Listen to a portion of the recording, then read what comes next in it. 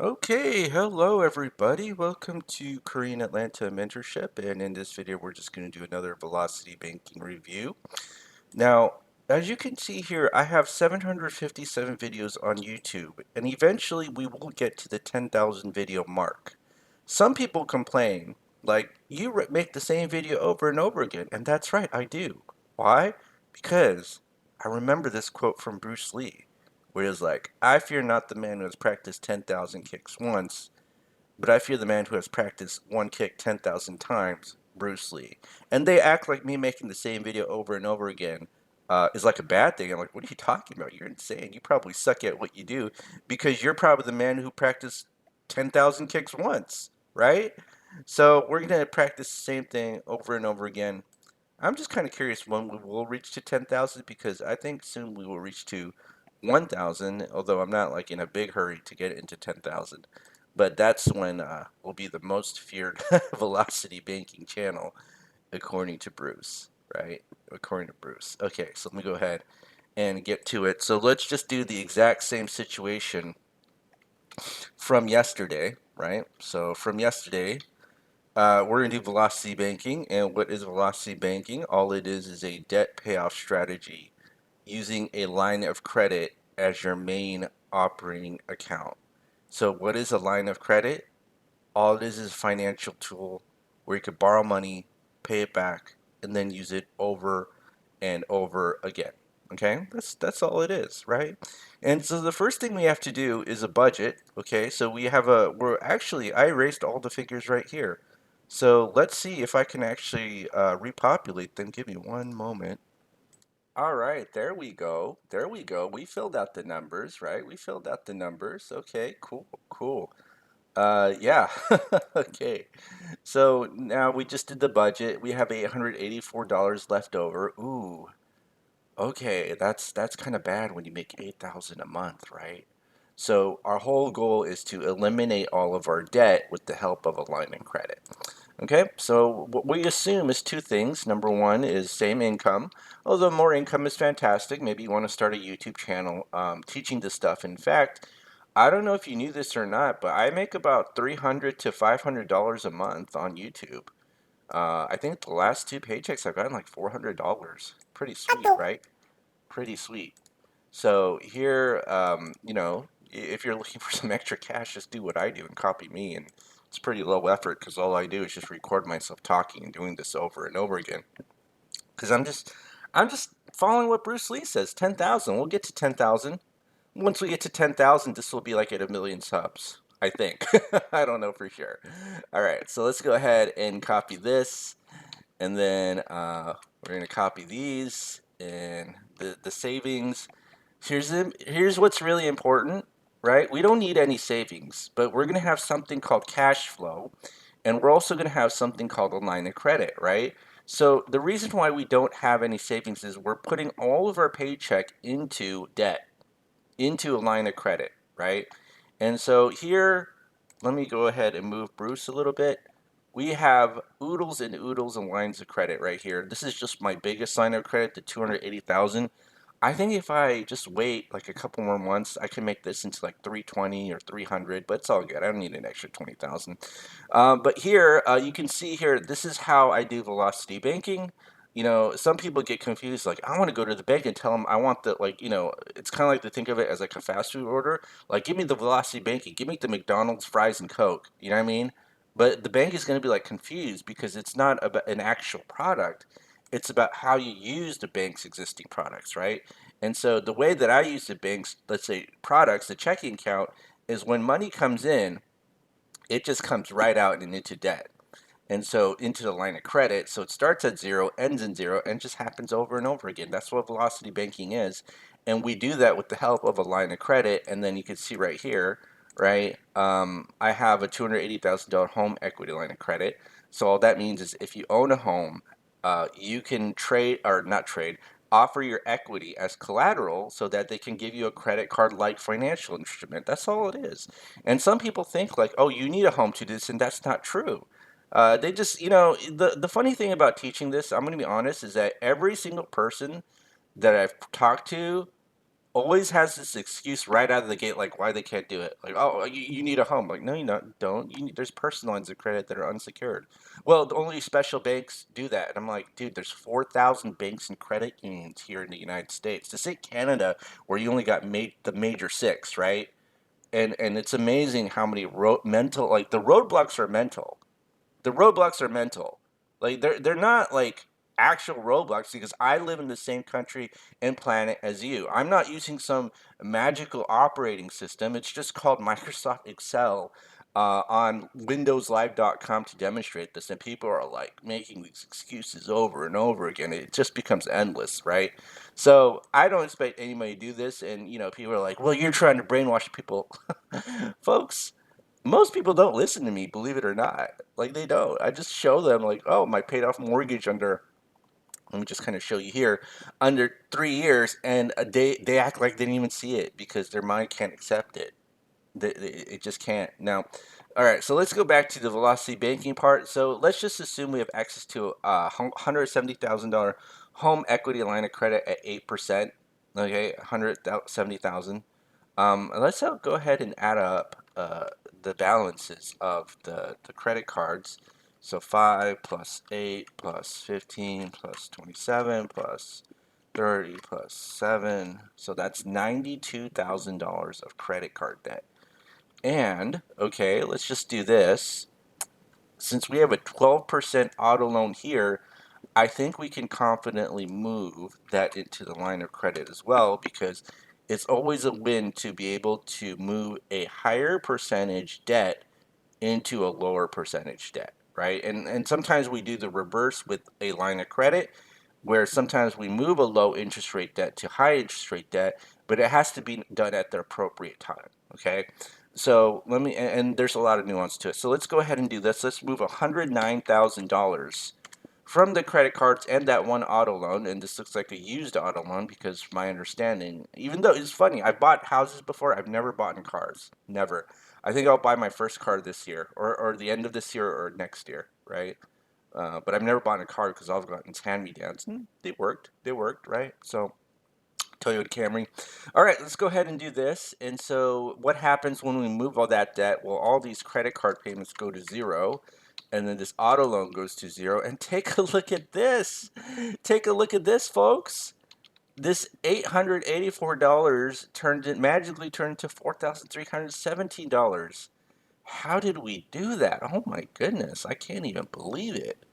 This is amazing. And then the last step is you put your entire paycheck into the line of credit, expenses out, and then after every single month, the balance of the line of credit will go down about $4,300 plus some interest. And let's go ahead and calculate that, right? And here's this thing. I have this column here about your savings account, right? So some of you are like, well, I need to have savings, right? You're afraid to do this right here, because you're like, well, what if you have an emergency?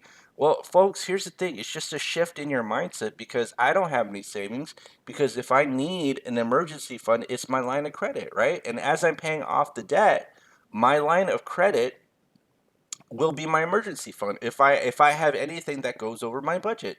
And I've had negative cash flow months and I've had very positive cash flow months, right? So nothing is constant for me, and especially if you're spending money to make money, or maybe you have a rental property, you'll know that like when a roof goes out, it's not going to happen, equally every month, right? Like the cost to replace the roof, it's going to be this one big thing, and then that might be you know that might hit your cash flow in a negative way. Okay, so but here's the thing: the concept is that we're applying all of our money into one of two ways, either actively paying off debt or actively investing. And for the purposes of this demonstration, we're just talking about actively paying off debt, right?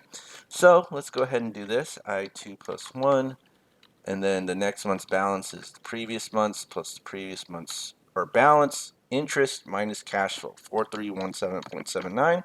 So that's how we get that. We sum these two up because that's what happens after every single month. Interest is calculated on a monthly basis, and then we minus our cash flow.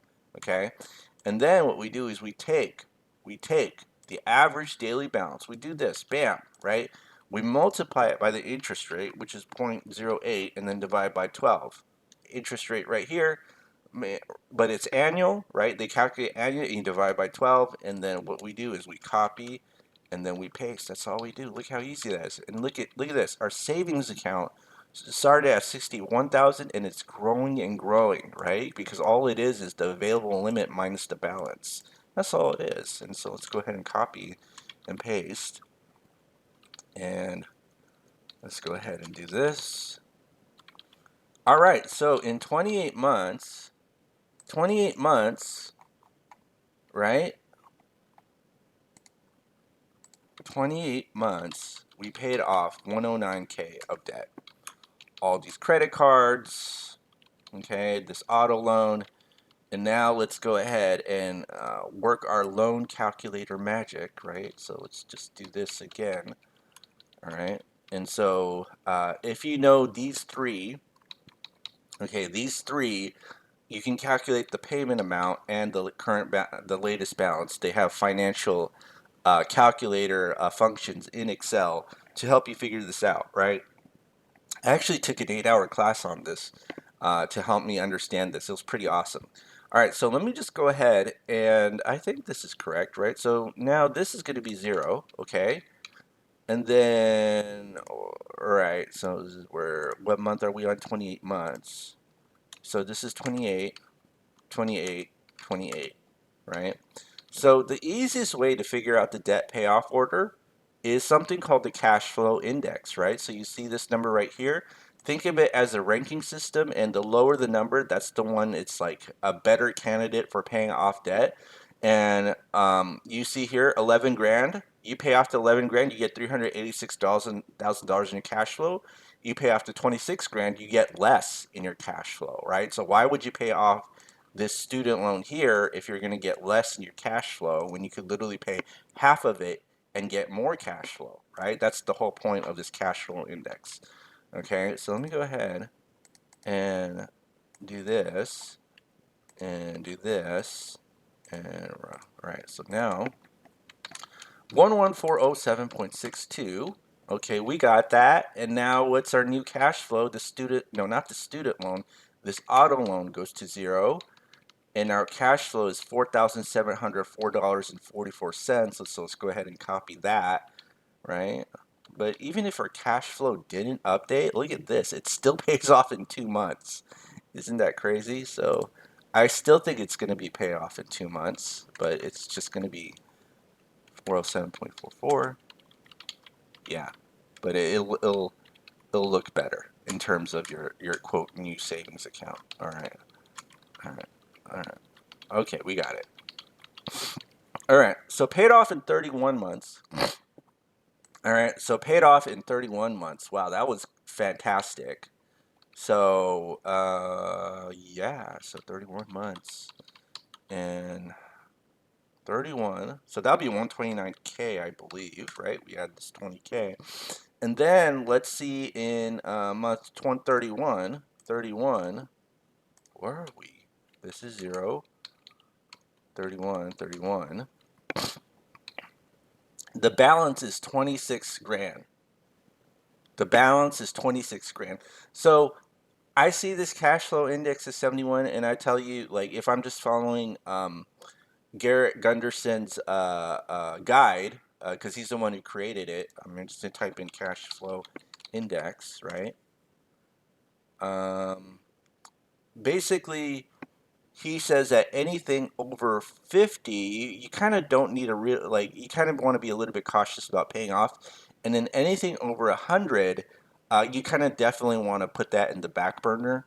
Although I don't necessarily call it the freedom zone, right? I don't know if this is Garrett Gunderson's website, but anything over 100 is basically saying that you borrowed a lot and you don't have to pay that much in monthly payment back. But there's always a trade-off, right? So cash flow is always the inverse of amount of interest that you pay, if that makes sense. So for example, even though this payment is very little compared to the loan, you pay a huge amount of interest at the end. So if I take this to 360 months, which is 30 years, I literally am paying about 50% in a 3% loan, okay? So that's something we have to remember. Now here, because this is a relatively slow balance, I'm not sure, like, I'm okay with moving this into a line of credit, but I don't know if I necessarily would. But for the purposes of this demonstration, I will do that. But in reality, I would use something called the chunking method, which I was talking about in the mortgage. So Control V, let's do that. And then we move this into that line of credit. So 26293.89. All right, so we did that. And guess what happens to this? Oh, $368. Sweet. Now our cash flow is 5 grand. 5 grand. All right, and so let's move, or let's update our cash flow. 5072.47. And all right, did I do this correctly? Oh, I did. Okay, so now in 36 months our cash flow is updated. 36 months, or I'm sorry, our loan is paid off. Student loan, so 36 months, so 129, so 162K. All right, 162K. And all right, okay, so now the last thing left is the mortgage. Wow, that's pretty easy. So, do y'all want to invest in real estate or do you want to pay off your own home? Well, let's do this. I'm just going to quickly show you, kind of similar to what I did, which is you invest in real estate, or if you want to invest in real estate, you certainly can. So this is at what, 36 months? This is literally 3 years. We paid off all of our debt except for the mortgage. So this would be 36 months. Okay, 36. All right. So let's say at this point, these are all zero, and we're like, yo, we got a ton of cash flow, and we're okay getting a rental property now. Now, here's the secret of getting rental properties, okay? Get it in a decent area and get it at a discount, right? Get it at a discount. So I'm just going to quickly show you what I mean by that. Okay, so you see this right here. I copied this off of Zillow. This is actually my property. I bought it at the peak of the market, 2022. Remember how everyone was like going, I need real estate, and they were like going bananas because they thought the world was going to end. And somehow, like, when the world ends, you got to buy real estate. I don't know how that works, but that's what happens. And so I bought this at the peak of the market in 2022, but look at what Zillow says it's worth. Now, I'm not saying Zillow's always correct, but it's it's a good gauge. Like when I go to Southern California, it tells me an average property is worth like $1 million. So it's kind of accurate. I don't know why people hate on Zillow because it's like a good starting point. But what I'm saying is you need $100,000 discount, right? You make some repairs, you find distressed real estate, and that's where you make the money. You buy it on the buy. That's you ever hear that like in real estate, the money is made on the buy, so you gotta buy it at a discount, right? So let's say we actually get a investment property. Now, I don't know about you, but when it comes to investment mortgages, right? Like the days of getting like 3% mortgages are gone for personal properties, but in general, investment mortgages have always been higher. So it's probably around like 8%, right? And we'll just say this is a $200,000 loan, okay? I'm not saying it's technically going to be $200,000, but we'll just assume it is a $200,000 loan at 8%, okay? And if you go to full term 360, look at this. You pay, okay, 328,000 in interest, and the loan was only $200,000. Now, as a landlord, you're probably like, I, I'm, I thought I followed TikTok and YouTube, and they said it was going to be so passive. I don't know, like doing all that work for only $200 a month in cash flow is not that good. And you don't really get that much cash flow because look at this. If your monthly rent is about $2,000 a month, okay, $2,000 a month, you probably ain't going to cash flow at all. But let's just assume for the purposes of this demonstration, um, we have $200 of cash flow, right?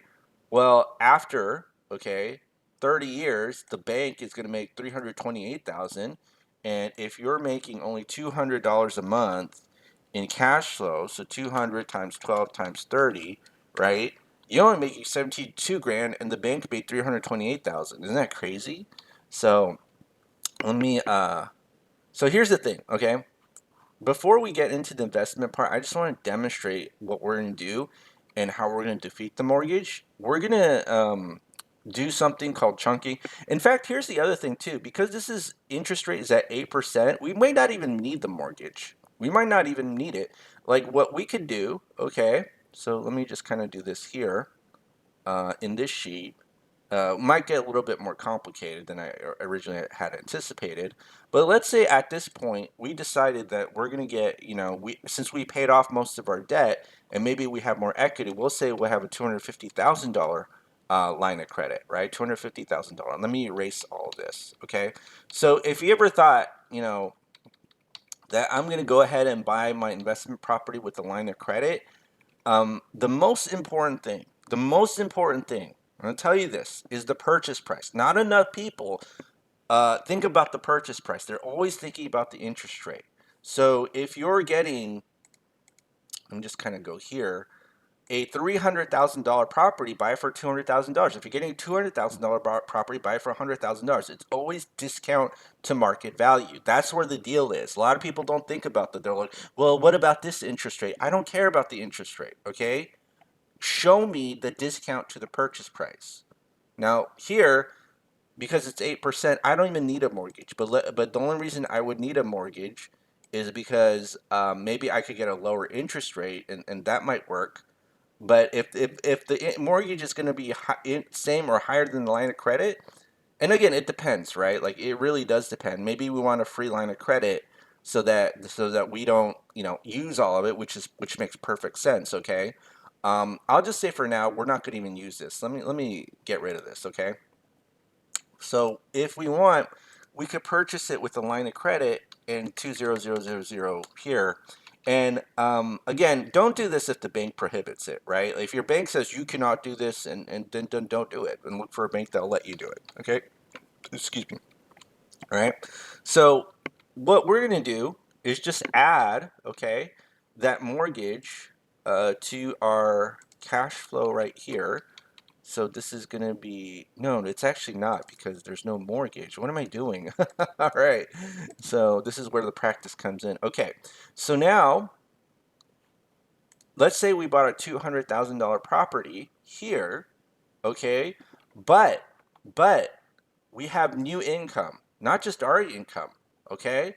We have our income plus the tenant's income, and let's say it's $2,000 a month. Now, this is just a cowboy math estimate. Now, here's the thing. If you get $2,000 a month rent, that's not all gross profit, right? Or that's not what you call the net operating income. Net operating income, you got to get the gross operating income and then minus the expenses. So the expenses we'll just assume is about 30%. And so our income will be 70% of the 2,000, right? So we don't get the whole 2,000 because we're going to pay some of our expenses, but we'll just say it's 70%, okay? So now look, our cash flow is increased, okay? So let's see how long it takes us to pay off this $200,000, all right? So we just do this right here, all right? And what we're going to do is take the previous month's balance, previous month's interest, minus our cash flow, 6472.47. And then what we do is we take the average daily balance, right? Multiply it by the interest rate, 0.08, divide by 12, and then I2 plus 1.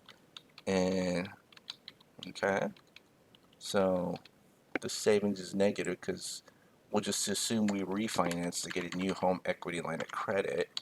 Okay, so now let's see how long does it take to pay off this home equity line of credit. Okay, so whoa, it took us less than 3 years to pay off that $200,000 home equity line of credit with an investment property. Oh my goodness, less than 3 years. So this is like another, like, this is, we'll call like wealth. So this one's like debt payoff milestone, right? Debt payoff. And then we'll call this one here house payoff milestone, or we call it wealth payoff, wealth creation milestone. right? Because house one, our rental property one, okay, took only 36 months. Oh, is it 36? No, 35, because this is, oh my goodness, 35 months. Wow, wow. Okay. So that is amazing. If we decide at this point we're going to buy a rental property at 8% with our HELOC. Now, here's the most important thing, this cash flow number. A lot of people get confused. It's like, oh, loan bad, line of credit good, so I could just buy any home with line of credit. Well, it's what's the most important thing is what's your overall cash flow, right? If this number is huge, then the numbers make sense. Let's go ahead and do it, right? And so now we just do it again. We find another property, okay? So after 3 years, we find another property at $100,000 discount. We do that. We don't need to buy. If the property's $1 million, then we buy it for 500,000 or 600,000 or 800,000, right? If we have a $300,000 property, buy it for 200,000. If we have a $200,000 property, buy it for 100,000, right? So basically, we always get a discount to market value. We do it one more time again, right? Let's do it one more time. Plus 200,000, $200,000 loan from our line of credit. Okay, and all right, so now we got that, and let's see how long it takes.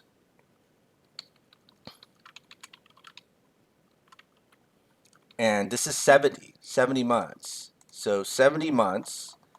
Ooh, 70 months. We got 2 houses. That's pretty sweet. And let's just repeat the process over and over again. How long is it going to take us to have 3 paid off houses? And again, we're just assuming that, actually, you know what? I screwed up. Why? Because each new house gives us more income. Oh, I definitely screwed up, so I gotta do this. Multiply it by 2. Okay, now what's our cash flow? 7,872.47 cents. Oh, I'm more excited now. All right, let's go ahead and do it. All right, yeah, let's do that. And I'm gonna do this. I'm gonna do this. Ooh, okay. Let's see how long it takes to pay it off. Whoa, 63 months. All right, 63 months. Okay, so we shaved off 7 months with house 2. And now let's do it one more time. So we're going to get another rental property plus 200,000, right? And then, right? Hold on. Let me see. Now we need to multiply it by 3. Wow, our cash flow is almost like 10 grand. That's amazing. Okay. So let's now just get 3 houses. So Control V. Whoopsie, I screwed up. All right. So now our cash flow is 9272.47. All right, and let's see how that goes. And 86. 86 months.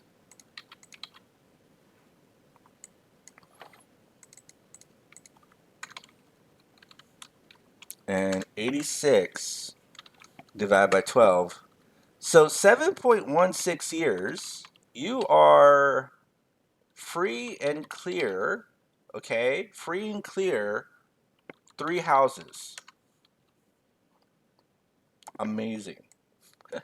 Oh my goodness, right? Like, you know how long it takes the average person to pay off a car loan? 5 to 7 years. So within that time frame, we paid off about 2 to 3 houses. Is your mind blown? My mind is blown. Can somebody write in the comments, my mind is blown? My mind is blown. All right. So now let's say we built some wealth, okay? So this is going to be 86 months. Now let's just assume after 36 plus 86, let's go here.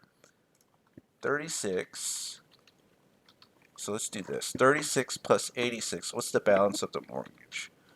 Plus 86, right? It's 166,000. So what we can do is we can do the chunking method to defeat this loan. Okay, so what's the chunking method? Basically, you just transfer parts of the loan into the line of credit and use your entire cash flow to pay it off. So let's just do a quick comparison right here. So 122 months. How much did we pay off? Well, it's 220 minus 166.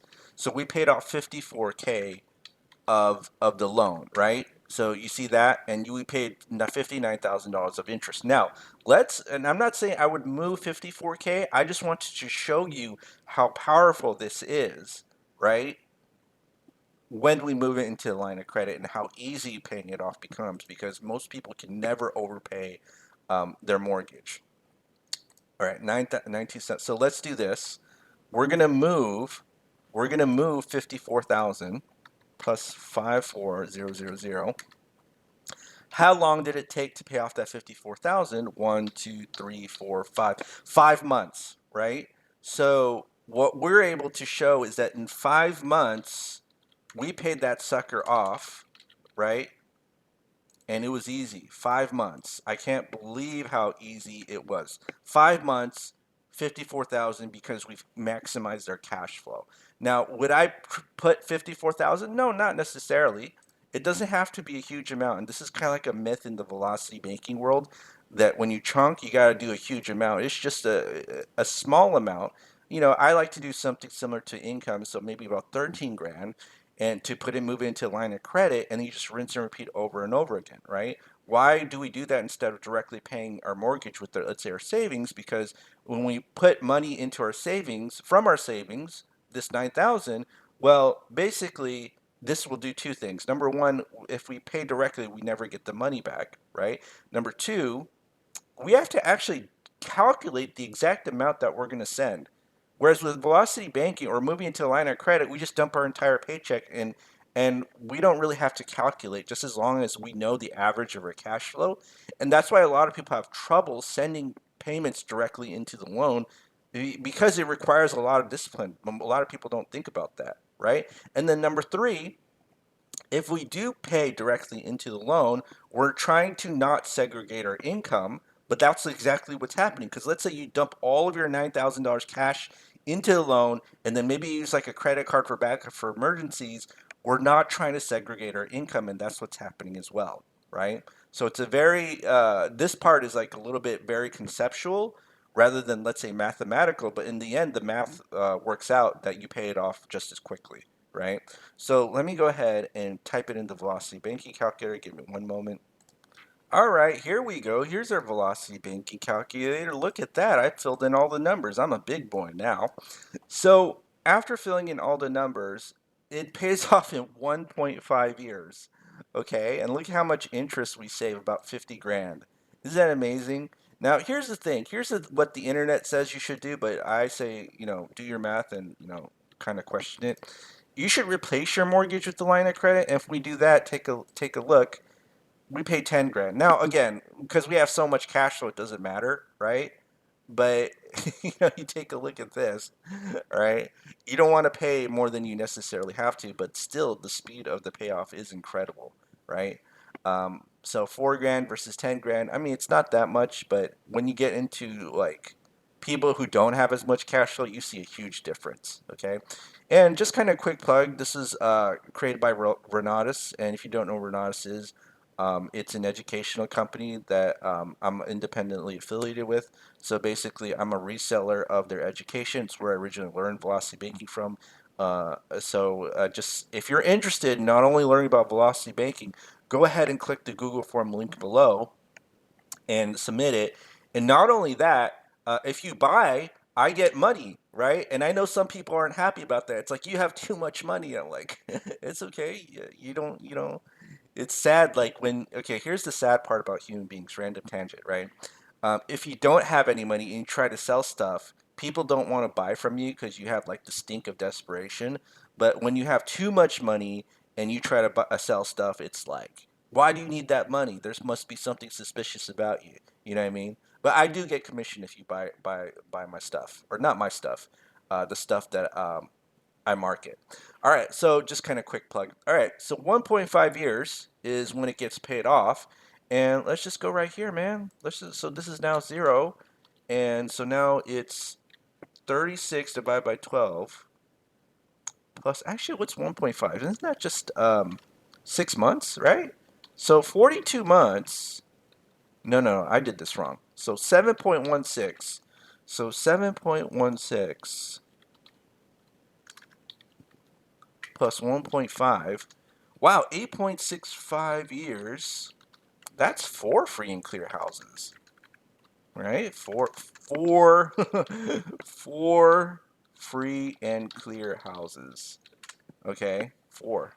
Look how easy that was, right? Yeah, four free and clear houses. I am celebrating, and now I can put this one to 0, and our cash flow is $10,000 a month. You see that? Like, just with 4 houses, you're able to clear 10 grand a month, right? 10 grand a month. I don't even know what to say, right? But, just as a person who paid off my mortgage under 3 years, I'm just like, I'm still blown away. In fact, it doesn't even seem real to me that I paid off my mortgage under 3 years, believe it or not. Because I tell other people in real life, and they act like they didn't hear me, even though I know they heard. They know that, like, I know they heard me, but they act like they didn't hear me. It's kind of the burden you have when you surpass the average. We'll say that. Okay.